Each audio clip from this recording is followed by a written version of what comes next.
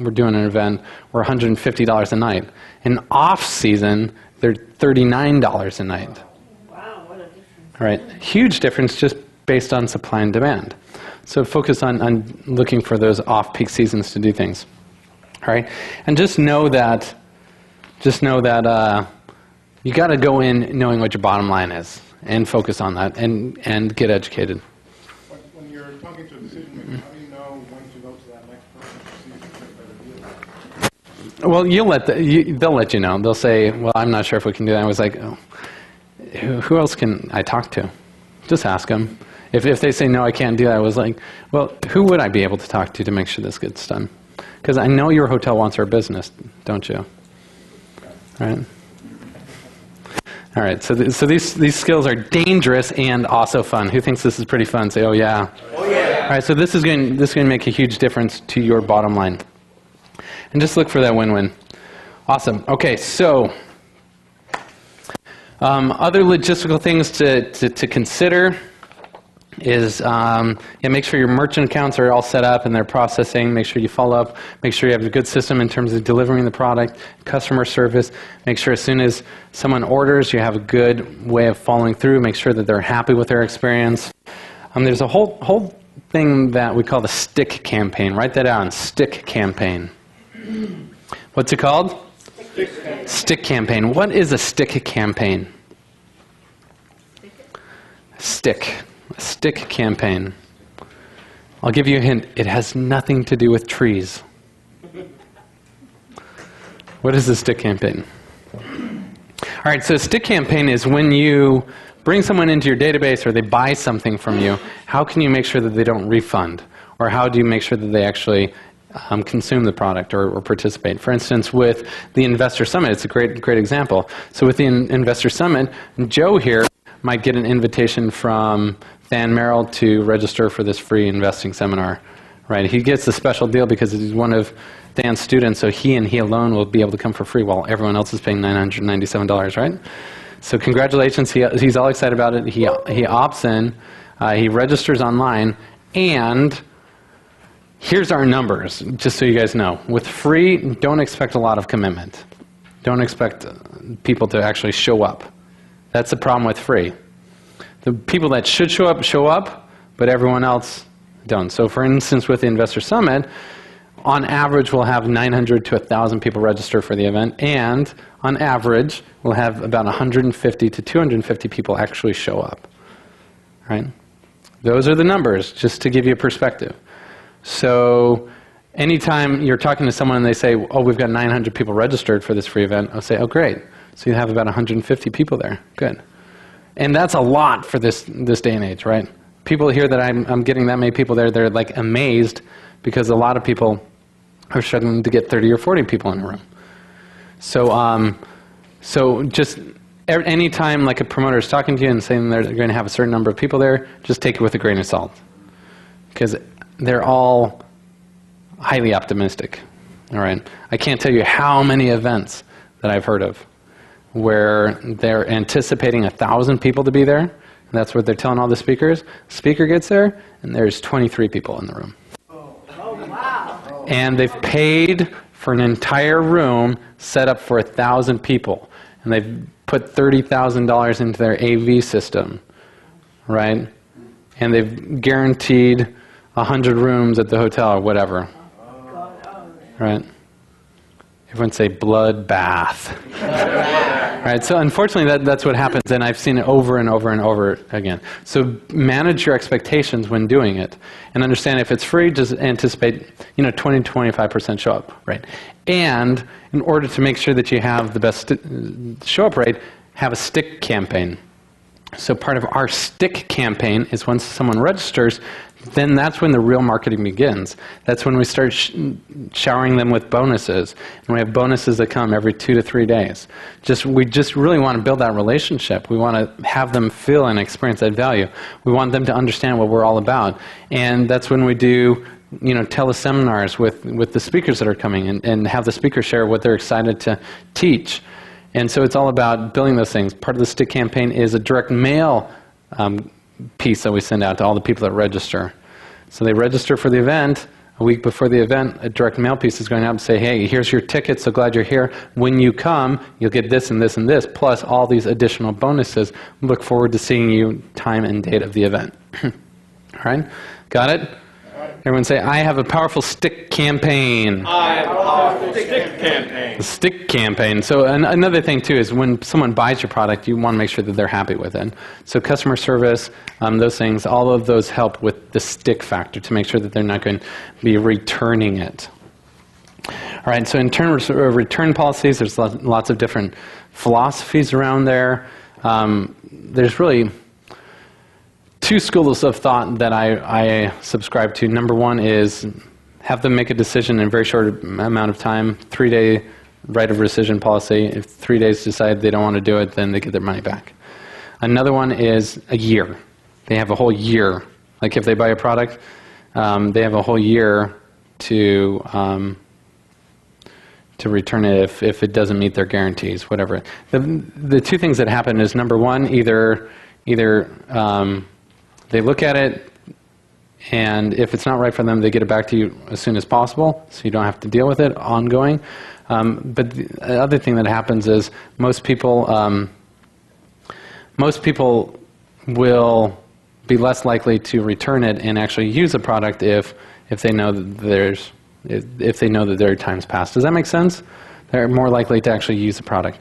Another thing that happens is if it's a full year that they have to return it, then yeah, then they just forget about it, right? Either they're using it and they're happy, or they put it on their shelf and they totally forget about it, right? And either way, you don't want to get stuck with those returns for those people. All right? Okay, so other things to focus on is making sure that making sure that all your systems are in place, that you're delivering on the promises you make. We were having this conversation earlier, and that's one of the biggest frustrations that I have in the industry, is that there's a lot of people that will sell things that don't have the value they promise, that they don't follow through. So be careful about who you promote and who you associate with, and at the same time make sure that you are of absolute 100% integrity, that when you say you're going to do something, you're going to follow through and make it happen. All right, everyone say, I have amazing integrity. I have amazing integrity. All right, good. And so live by that and make sure your product lives up to the promises, because it's easy from stage to make all these promises. Just make sure that you can actually follow through with them. All right? So in a moment, we're going to be moving into actually the presentation part, talking about how to speak effectively from stage and go through that. Before I do that, I want to field any questions that there might be in terms of your business, in terms of things that you've learned. Steve? During Live Big, you were able to offer us a consideration. It was T. Harv Ekert's book. There's actually signed copies. How can we negotiate purchases in bulk and have those drop ships? Perfect. Okay, so that's a great example. All right, so one of the ways that T. Harv Eker markets is through his book and through affiliate relationships, right? So anytime I give out a book, it's got my affiliate ID in it. So if they end up going to Secrets of the Millionaire Mind, which I felt was like an amazing, empowering event, they are credited to me, and if they end up investing in any of the programs, then I get like 10% or sometimes 20%. Yeah, so it's a great thing. And so because of that, I have a relationship and say, hey, I'm doing this event. We're going to have like 150 people there. I want to offer these books to everyone that's there. What can you do? So rather than paying $20, I get them for $4 a person, right? And they'll ship them and Yeah, and they'll ship them to me, but that's just based on the relationship that you have with the person. And there's other people that you can build relationships with that like that as well. Another thing that I would do is, if you have other speakers speak for you, ask them to offer bonuses. Maybe they have books, maybe they have audio programs, maybe they have CDs, and ask them. Actually, don't ask them. Tell them, what bonuses are you going to offer to my people, for showing up? Because that's part of the stick campaign. So when you show up, you're going to get, this book. When you show up, you're going to get this CD. When you show up, you're going to get this blueprint. When you show up, you're going to get these tickets for this free drawing for a house, right? Whatever it might be. So get your people to offer those bonuses. Offer those bonuses. All right. Okay, other questions? Great question. Thanks. Give Steve a big round of applause. All right. What are the best times of the year or best months of the year to hold? Okay, best months of the year. Seminars are held all over the year. Summers are typically a little bit slower, and Christmas season is, obviously, holiday season is super slow. So between Thanksgiving and Christmas, you can do fulfillment events, where people have paid to be there, like the first weekend of December, but other than that, that's pretty much off limits. Other than that, it's whenever, right? So just look in terms of your area when the peak seasons are for the hotels that you can get the deepest discounts. But events are all the time. Also depends on your target market. So if your target market is families with kids, maybe summer's not the best time. Maybe it is. It just depends. All right, so think about your target market, find out what works best for them. What are the questions? Would you know off the top of your head what the top 5 cities to have the promotions in would be? So the most common cities that events are held in are Las Vegas, LA, Orlando. Those are the top 3 by far. And then Atlanta and Chicago. DC, probably after that. And I don't see a whole lot of events outside of, unless a speaker lives in Boston or lives in Topeka, Kansas, you're not going to see events there, right? And I'm going to totally scratch it all and say wherever there's people, you can have an event, right? You can have a local event with 20, 40, 50 people easy, but in terms of events where people fly in from all over the country to participate in, those are the core things. They're going to look for places, number one, where people want to go to and where they have easy access to. So in terms of events like big national ones where people are flying in from all over, those are the places I'd recommend. Do you do anything special to negate negativity of, posting that, like I attended a different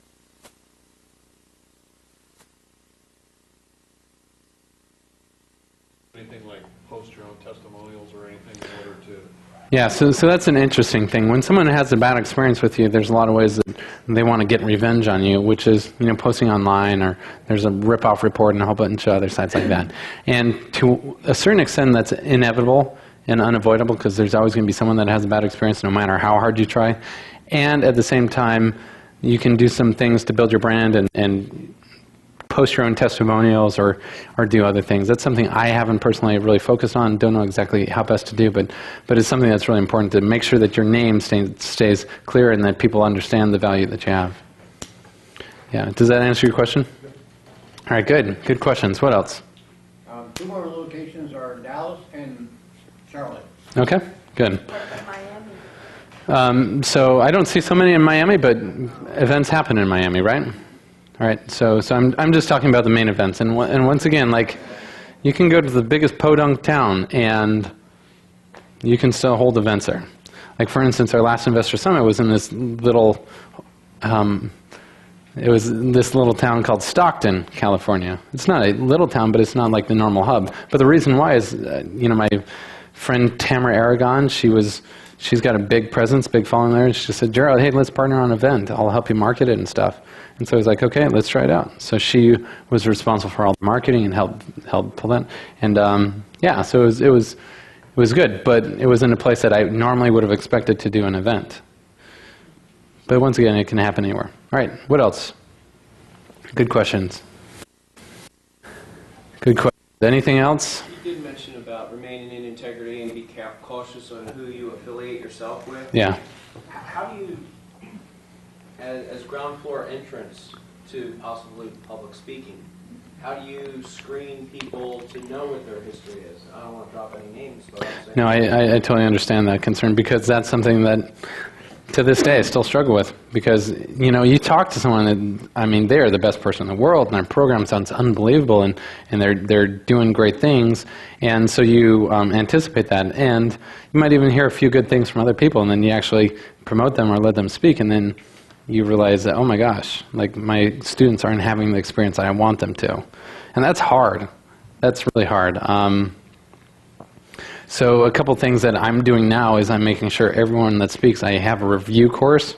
I make sure that they send me products. So the great thing about being a speaker is you're going to get absolutely outrageous amounts of courses for free, right? Just because everyone's saying, hey, I want to speak on your stage, great, send me your course so I can look at it. And, you know, see if you can get some testimonials.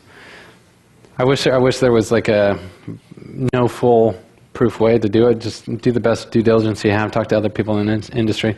One of the things that happens in probably any industry is people talk. And just listen and find out, hey, what's been your experience with this person or that person? Because there's some people that will craze outrageously well, I'm not going to mention any names, and their product doesn't make sense. It just doesn't work, right? Right? I'm not going to say it's a lot of them. I mean, there's some that are like that, and a lot of systems work, and a lot of the systems. Is there ever going to be one system that you can offer that's going to be the 100% absolute solution for every problem they'll ever experience? No. But it can provide the core pieces that they need to solve their problems, and it can provide the insights. Unfortunately, a lot of people, when they invest in a real estate program, for instance, they want all the answers there. All the answers will never be there. You're going to need to continue to learn and get your resources from all the business skills, all the personal development, all the specific skills in terms of business. So just be aware in terms of that. And unfortunately, it's true that some people build up the hype more than the value on that. Actually, a good way to look at that is that, you know, if you think of it as a college-type education, one class doesn't make that whole thing. So if you're getting a business degree, you're going to take accounting and law and all these other different classes, and you're learning maybe one part of it through that. And I think Yeah. What's interesting when you talk to people that are really experiencing a lot of success in their business, especially people that have been through the seminar thing, like most of the seminar speakers that I've spoke to, the ones that have like crushing it with the real estate business, doing really well, I ask them, you know, how much have you invested in your education? Do you know what the average is? The average is $100,000. They've invested an average of $100,000 in their own education, whether it be masterminds, coaching, courses, boot camps, right? And that's probably where I'm at. Easy. And do we believe it? Does it pay off for us? Yes. And yeah, I mean, I just can't estimate how many people go through 4 years of college and have $100,000 in student debt, and then go out and get a job that doesn't even relate to their degree, right? So at least this is picking and choosing the courses that best apply to what you want. So think of it that way. All right. So it is interesting, though, because I think the seminar industry just attracts people that are addicted to learning. They want to learn. What's really frustrating, though, absolutely frustrating for especially people like me that really want our students to get results, is to see people invest like $50,000, $70,000 and not have done a single deal, right? And you know you've seen this before, right? People that do this, but it's just because they're investing in the wrong things and they're not getting to the root cause, and that's what Live Big is all about, is helping people, you know, get that shift so they can have more confidence in taking action to make that happen. All right. So what are other questions, thoughts, ideas? Any? All right, everyone stand up real quick. I don't know. I don't have an answer for that one. Everyone stand up real quick. Let's crank up the music a little bit. We're going to have what's called a state change.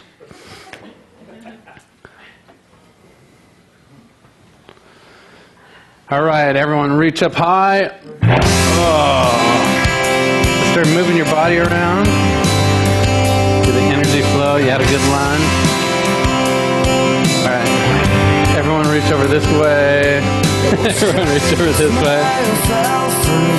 All right, let's get some of that, more of that massage action. Turn over this side.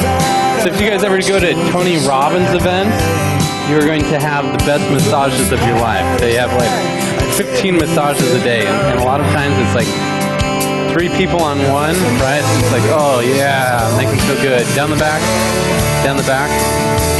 So one of the things that you're doing and experiencing right now is one of the strategies to bring energy and to create community in your thing. Right, arms up, switch to the other side. All right, make them feel good. Yes, oh yeah, moan if you like it. Oh yeah, oh that feels good. Oh baby. All right, down the back, down the back. All right, down the back. Good. Oh, karate chop, karate chop, karate chop, karate chop.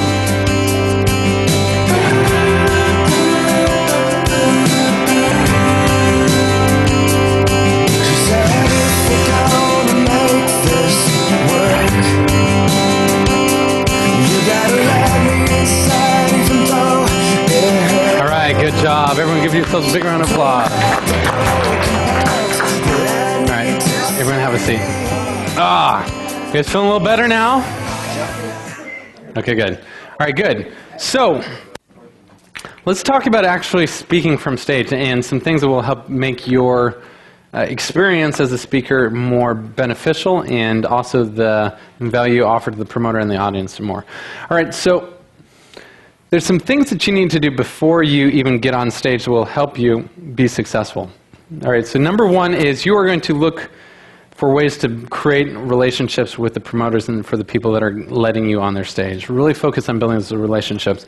One huge tip that I'm going to offer to you, and one of the things that's been the biggest impact for my business, is to go to networking events with other people, other speakers that are in the same industry as you.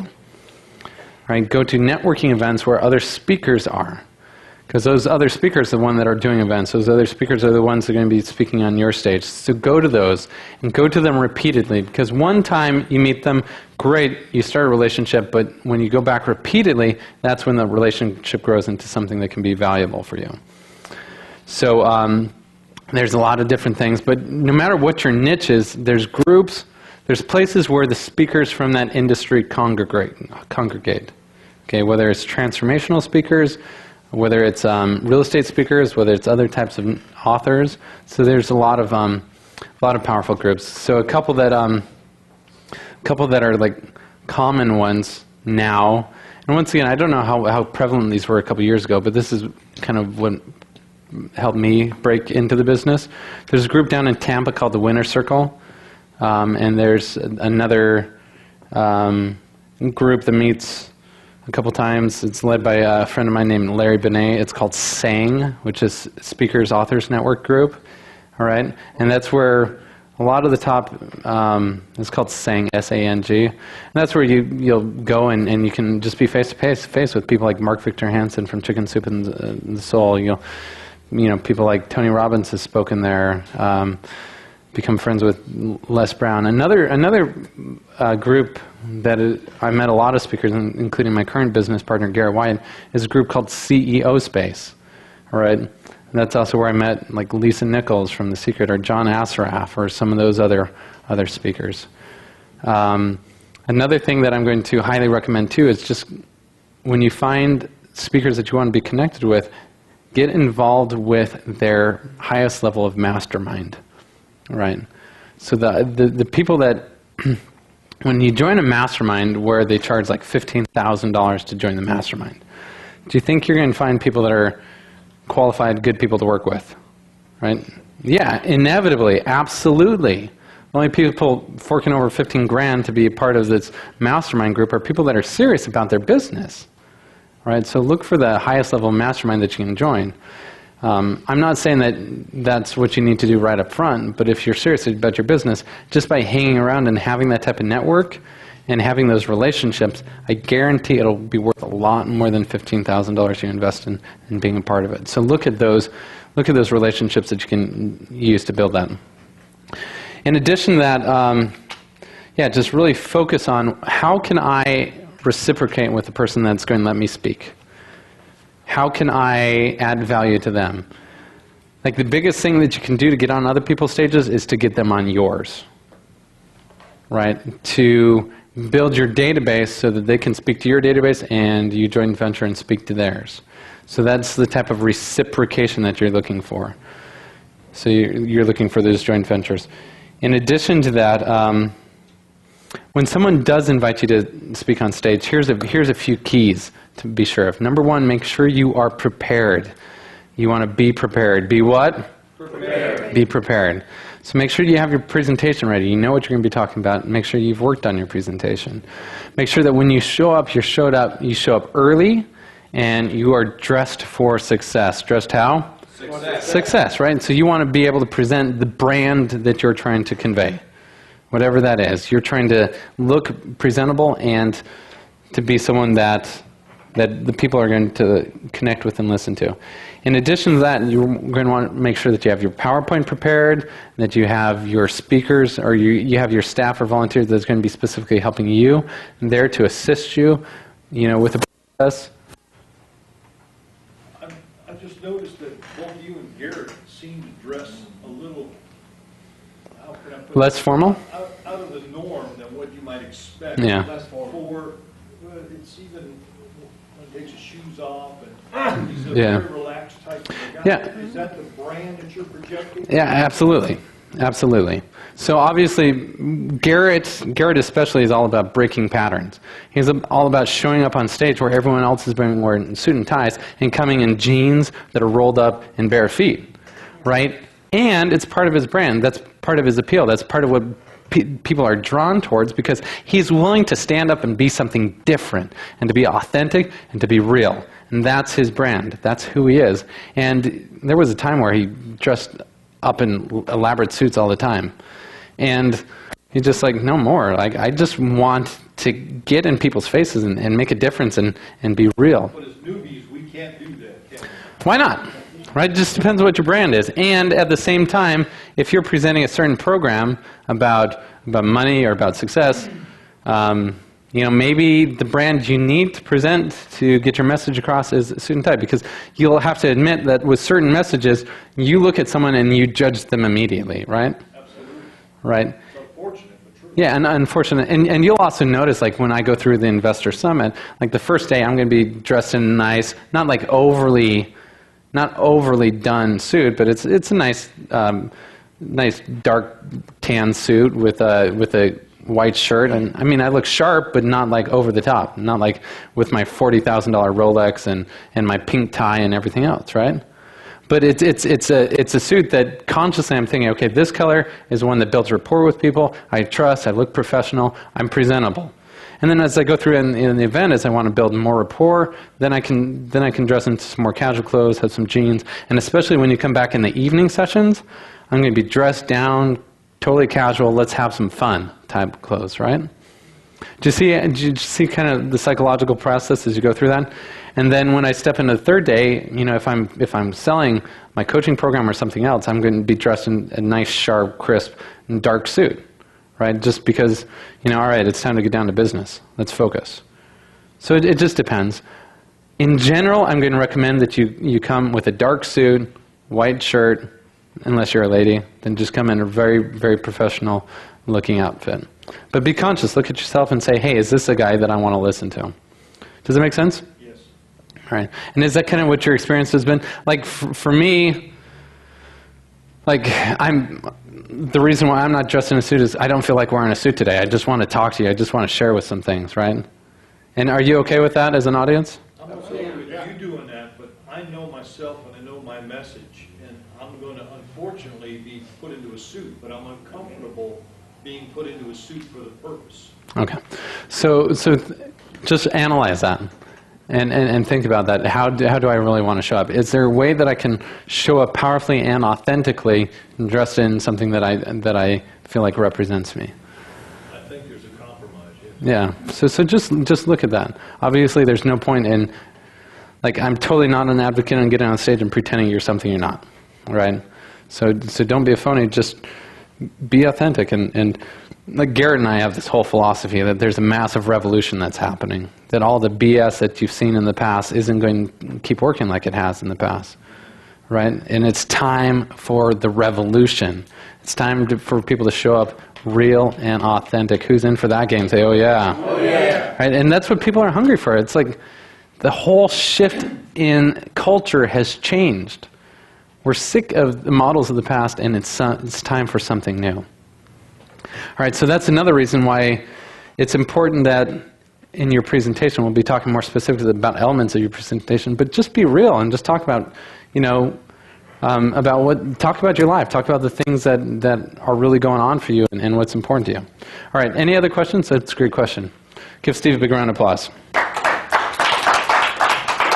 All right, so a couple of tips when you're meeting with people is and as you're speaking is, if you can get there early and shake as many hands as possible. You know, before you even get on stage, just step up. Hey, Carlos, great to see you. How are you doing? Doing great. Good. Where are you from? From New York. You're from New York? Oh, fantastic. Wow. Did you come here just for this event? Yes, I did. Wow, that's amazing. So what are you hoping to get out of this? Hoping to get more confidence in speaking in front of individuals, in front of groups. Oh, good. More confidence. That's fantastic. Well, I'm glad you're here. I look forward to sharing with you some things. And yeah, good. So anyways, by making connection, it does a couple things. What does it do for you as a speaker? All right, it helps relax you because all of a sudden, instead of speaking to strangers, man, I got a friend here named Carlos. I totally, you know, he's from New York, man, right? So I got some sort of connection with. The other thing it does is it helps you build rapport and create that connection. Helps ease your tension. And the other thing that is really important is it helps you understand what are they looking for, what challenges are they experiencing in their life, so that you can address that. All right. So that's one thing. Make sure you show up early. Make sure that you connect with the audience and talk to them. Find out who your audience really is. Make sure the message that you're going to be sharing is matched to that audience. Because if you show up and you're all ready to present a program to real estate, you know, about real estate investing, and you're in a room full of real estate agents, it may be a shift in the conversation that you need to have. And you might need to bridge the gap in order to get their minds focused and thinking a little bit different. Great. So in addition to that, make sure that whoever's introducing you has a powerful bio that they can read about you, so that because their introduction of you is going to set the stage. Either they set you up as a superstar, or they set you up as, hey, there's this guy and he's going to be speaking to you. Which do you want to be? Do you want to be a guy speaking to you, or do you want to be a superstar? Superstar! Superstar, awesome. All right, so you want to be a superstar. And then just as you're going throughout the presentation, remember all those elements that we were talking about in terms of marketing. Make sure that you show proof, you build credibility, you offer the guarantee, and you script everything. All right, so you guys ready for the principles to really speak powerfully with total confidence? Who's ready for that? Let me see her and say, oh yeah. Oh, yeah. Okay, good. All right, so these are some things that I have noticed have made the biggest impact in the shift that happened for me. I remember the first time that I started speaking about a year and a half, 2 years ago. I remember first getting on stage, and I was just like nervous. I was scared. I was paralyzed. I was sweating, right? And as a result, it's challenged to try and get your message out. It's challenged to really connect with people and to speak into their lives, into their heart. And so the biggest key that I learned is, number one, make sure that you're mentally focused, that you're prepared, that in your mind you see the outcome that you want to achieve, that you have created everything in advance, per se, right? And for me, the preparation isn't like scripting out every word. I do not work well having the whole speech memorized. Some people do. Some people like to know everything that's going to happen and the whole way it's going, and then they just like to get up and perform it. That's not my style. What I need to know, okay, what is the most important message I can deliver right now? Because when I'm speaking a message and when I'm talking to someone from my heart, that's when that message comes and all the words and all the information, all the stories are accessed so I can deliver that. Does it make sense? Yes. All right, so just focus on chunks of information and keeping yourself focused on the outcome. Here was a huge, huge key.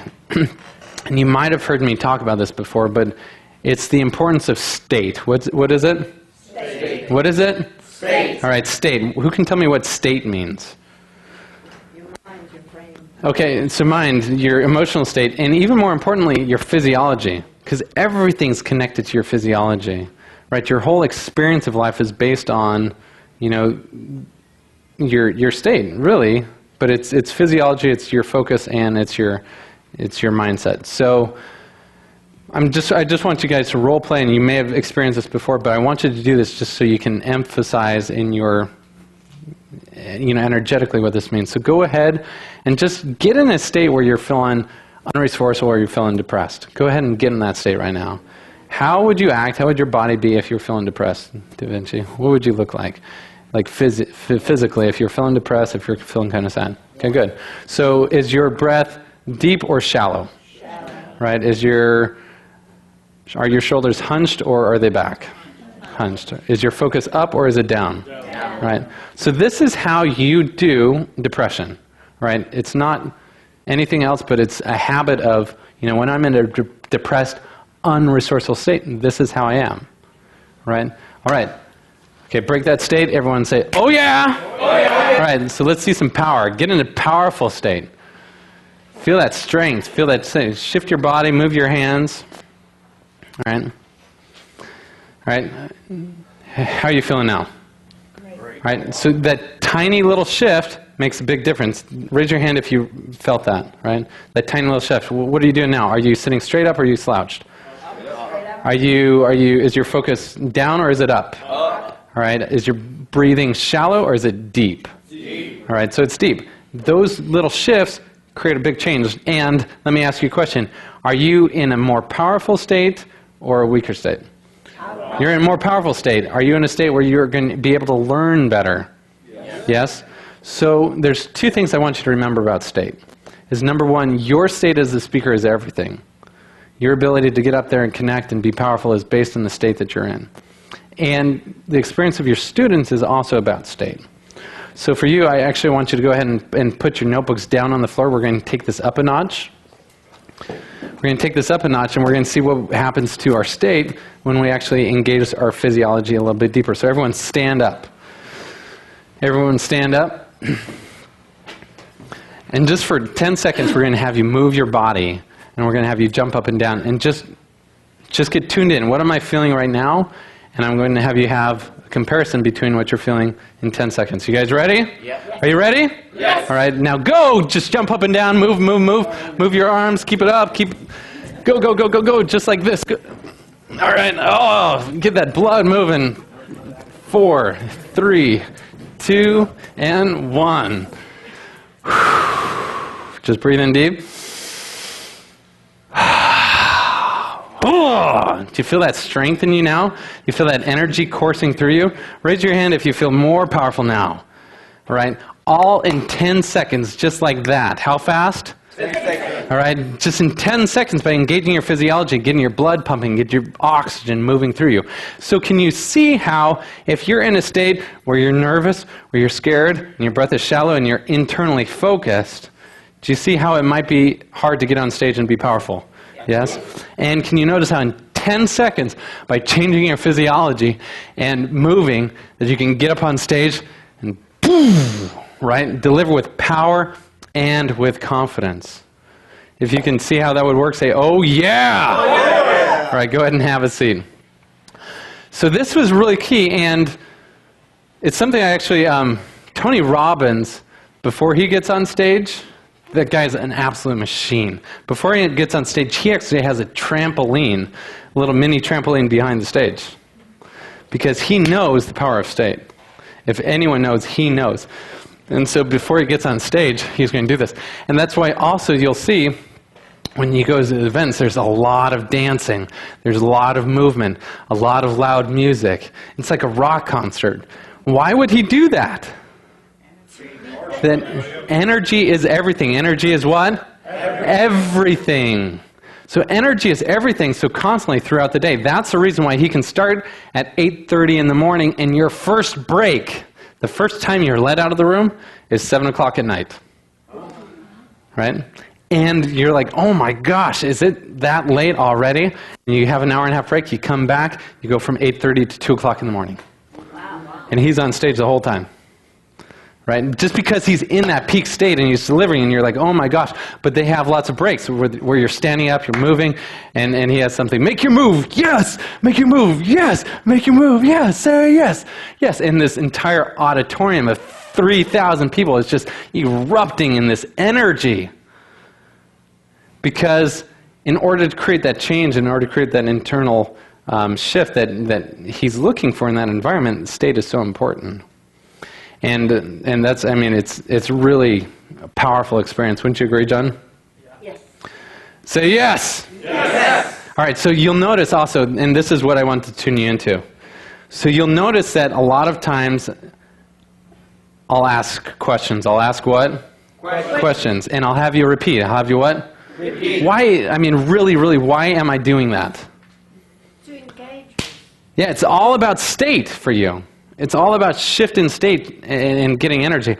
So as a speaker, as a presenter, you'll get on stage and you'll be speaking, and you'll notice after a while, if you've been giving a lot of detail, you'll see Isabel's eyes start to drop, right?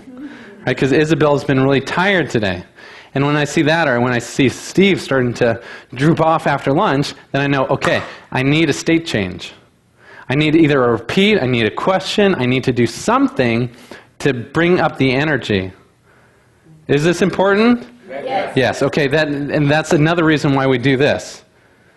So you'll see in a presentation, like every 1 to 3 minutes, I'm always either having you raise your hand or repeat something, because if I don't do that, then the energy begins to drop. So your job as a speaker is to become aware of that, because the entire energy of the room is based on who? All right, you as the speaker. You as a speaker, you are the energy catalyst for the room. So you need to have 10 times more energy than everyone else in order to engage them. And when you are able to stand on stage and really engage people and interact with them at a very energetic level, what happens to them? They get pumped. They get pumped, they get excited, they get engaged in that conversation. And so that's the reason why, as you're on stage, to just interact and to be involved. Do you have a question? Yeah, well, so that's how you keep the audience's energy level up. How do you keep your energy level up for long periods of time? Actually, that's a great question. Right. Drugs are the primary now. All right. So let's talk about that, because part of your ability to train effectively is to make sure that you're taken care of as a trainer. So one of the other things that happens with state changes is I'll have you do something like this. Go ahead and share with the person next to you what you feel like is important about states. Go ahead and share with each other right now. Go ahead right now. Okay, share with each other what you learned about having a powerful state.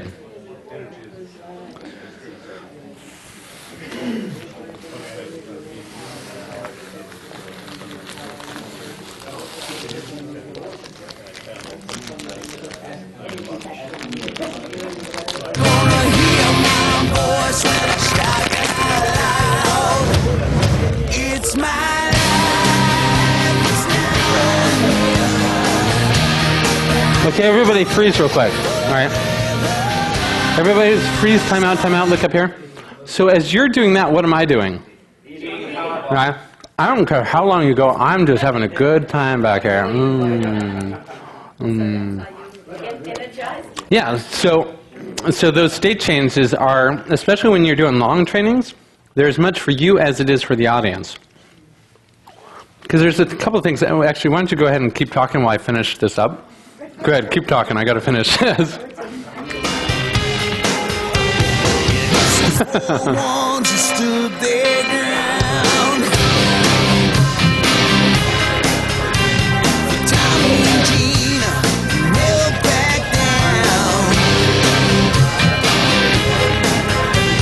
Hey, John.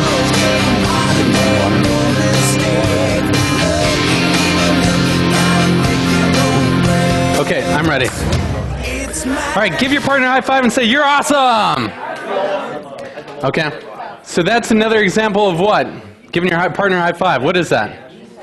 All right, so that's the state change, right? That's the state change. All right, so as I was mentioning, you know, when you have people give interaction and do partner shares like that, it provides you an opportunity to get re-nourished and get focused.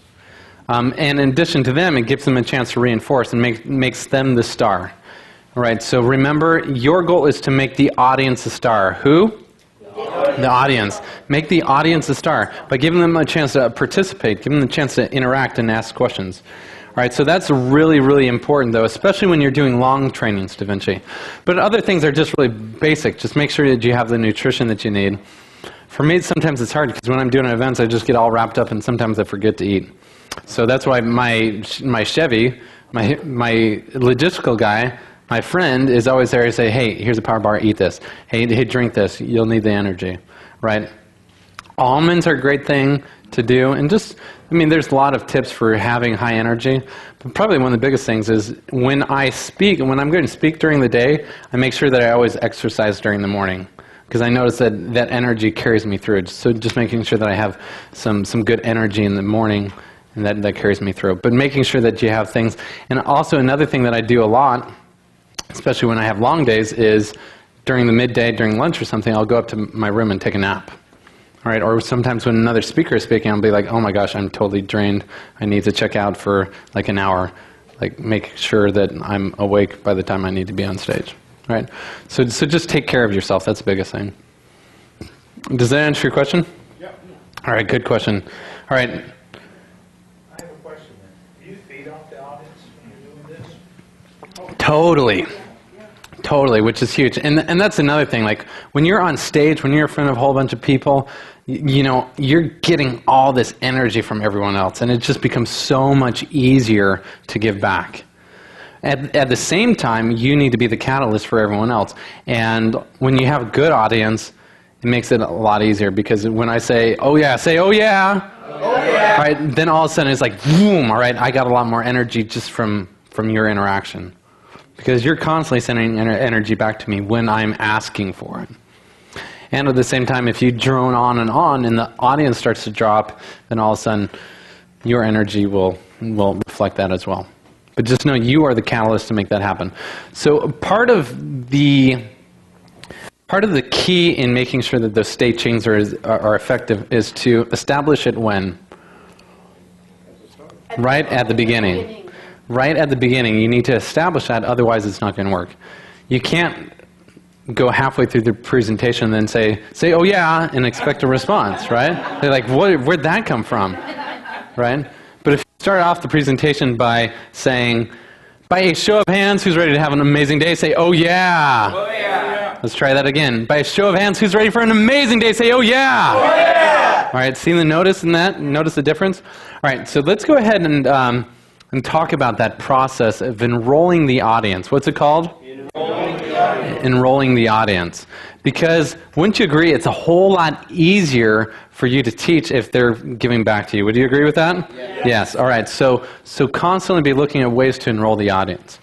So this is how the first session goes. The first 3 minutes are the most important 3 minutes of the entire presentation. The first 3 minutes are when everything is established. So really, I mean, if you've been nervous, raise your hand if you've ever been nervous or scared in terms of speaking in front of a large group of people. Good, awesome. All right, so this is how you break through that. Number one is being conscious of states, right? Getting really focused. I'm going to just give you all the tips, everything I go through. Because no matter how much you speak, you'll still go through this, I guarantee. Right? When I still get in front of a big audience beforehand, I'm like, you know, so I need to get in the state. So what I'll do, you'll see me, I leave the doors closed until I'm ready to open it, and I'll be in here, and I'll just be jumping up and down, moving. I'll have some powerful music going, or I'll have my iPod on, and I'll just be thinking about things I love. Right? So I'll get in that state of just feeling like great about life, and just knowing that I'm prepared, and that I'm going to be delivering a powerful presentation. And those are just words that I'm saying to myself, just things that'll feed me. Right? And so that's really important. And another thing that I do is, for me, I just really need to get tuned into why I'm there. What is the core message that I need to deliver? And in some ways, with all the preparation that I've done in the past, I need to clear my mind of it and allow myself to get present and get in the moment. Because until I get to that point, my mind's just going to be clogged with all these things. Thinking, okay, what do I need to say next? What do I need to do? Where's this going? Right, so have enough preparation that you can do all the preparation, but then right before you speak, you need to clear your mind and get present and get focused. Get what? Present and focused. Get present and focused. All right, so this is how it looks. So I get present and focused. The speaker introduces me. Great, awesome thing. And then I'll get up on stage, and I'll ground my feet. All right, ground my feet. Go ahead and put both feet flat on the floor. All right. So if you're off balance like this, your energy is not going to be very solid, right? Or if you're going like this, it's hard to really get centered. So get centered and get grounded. Just feel that on the bottom of your feet. Just feel your weight. And then this is really, really, really key, is connect with the audience before you start speaking. The power of the pause, write that down, the power of the pause. The pause is one of the most powerful things, and it can be the most uncomfortable thing as a speaker. When you're looking at them and they're looking at you and you're not saying anything, it can be really awkward and it can be really powerful. So you'll notice what I do, I get on stage and I'll start back here and I'll look people in the eye. Right? So I'll make that connection with them. And then I always begin with presentation is I start with first scan the audience and then ask enrolling questions. And these are questions that they're going to want to say yes to. Such as, how many of you would like a whole lot more money in your life? Right? Let's try that again. How many of you would like a whole lot more money in your life? Okay, good. All right, so notice the difference. Now this is what will happen almost every time, so you can script it in, you can plan it. You're always going to want to ask the first question twice. The first time, just expect that you're not going to get the response you want. Just expect it, like maybe 20, 30%. Obviously, when I'm in a group like this of people that have been around me, when I ask the first question, they're on fire, they're ready to go. And when I speak to a new audience, especially one that's been beat over the head for 2 days listening to another speaker, right? They're not trained in the energy, so I'm going to make sure I want to ask it at least 2 times. So another example is, by a show of hands, how many of you are ready for an amazing day? Say, oh yeah. Oh yeah. All right, good. And then I repeat it if I didn't get the response I want. And then I move into another question. Now you notice when I do that, right, my hand is going from here all the way up, right? Almost exaggerated. Sometimes you'll see speakers say, by a show of hands, how many of you are excited for today? Right? You'll see this. I'm like, where's your hand? Like, seriously, you want me to respond to that? Right? So they'll raise their hands like this. And you'll notice the importance of demanding a response. If you didn't get this already, demand a response. That's the reason why you ask twice.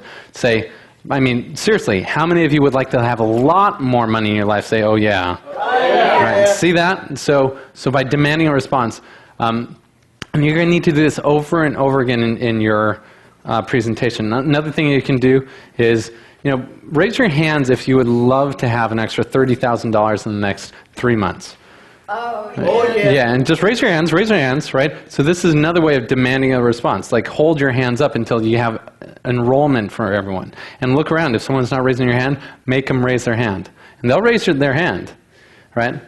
So that number one is a state change for them. Number two, it engages them in the conversation. And number three, it establishes your presence as a leader. As a what? A leader. As a leader. Because over the next hour and a half, you want to be able to lead them to make some decisions, to understand some things. So I always start with the first question, then I always then have a second one. So for instance, this is T. Harv Ekers. This is how he starts. How many of you would love to have a lot more money in your life? No, how many of you would like to have a lot more money in your life? Right? Everyone raises their hand. Everyone raises their hand. And how many of you would like to have a lot more happiness in your life? And how many of you wouldn't mind a heck of a lot more of both? Right? So everyone gets all fired up just by those 3 questions. And then he says, great. You're in the right place. My name is T. Harv Ekers. Welcome to the Millionaire Mind Intensive.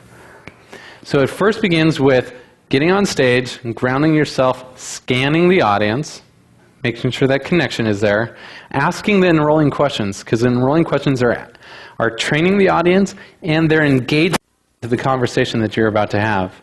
You're seeding what's about to come. You're programming their mind that this is, if you listen to me, this is what will happen for you in your life. Is this making sense? Yes. Is this making sense? Yes. All right, good. Now, every time you see me train, you'll understand a little bit more about why I do what I do. All right. And you play along even more. Is that right? Yes. All right, good. So I appreciate that. It makes your job, wouldn't you agree, it makes your job a whole lot easier if they're shouting, if they're yelling, if they've got a whole lot of energy? Would you say yes? Okay, good. So, what's that? Yeah, so it makes your job a whole lot easier, and it's a whole lot more fun. All right, so you begin with those first two questions, then you introduce yourself, the name of the talk, and the next part is you acknowledge them. You acknowledge and thank them. And maybe there's a speaker that you need to acknowledge too. But that's the first part. You say, first thing I want to do is acknowledge you for coming. You know, it takes a special person to spend their Saturday investing this time. Give yourselves a huge round of applause. Right? Go ahead and give yourselves a huge round of applause. All right, so that's the next process. Acknowledge them. Let them know that you thank them. Acknowledge the speaker. I really would love to thank John for giving me the opportunity to speak here.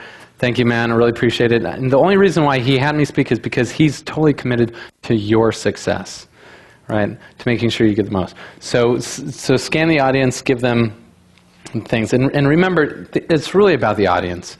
You need to acknowledge them and thank them. And then after you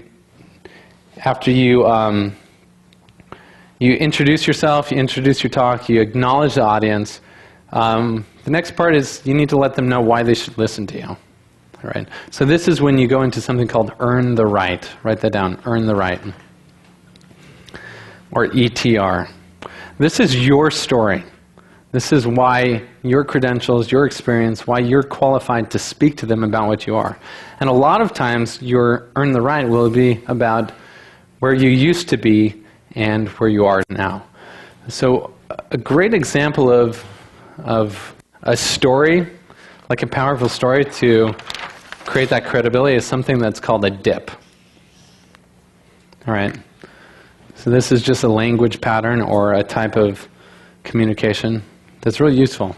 Let me explain how this goes. All right. So this dip is all about talking about how things are, going back in time to when you were experiencing the same problem they were experiencing, and to bring it back to the present. And there always is a transition right here. So for instance, what that looks like, you know, if I'm sharing my stories, I am so grateful. I feel so thankful for my life right now. My relationship with my wife is better than it's ever been. Every day I get to spend time laughing and playing with my 4 amazing children, and they are the absolute joy of my life. I am so grateful to be an entrepreneur. I've never, ever had more financial opportunities than I have right now, and I'm so thankful that every day I wake up totally passionate and engaged about my life. I'm so grateful. But it wasn't always that way.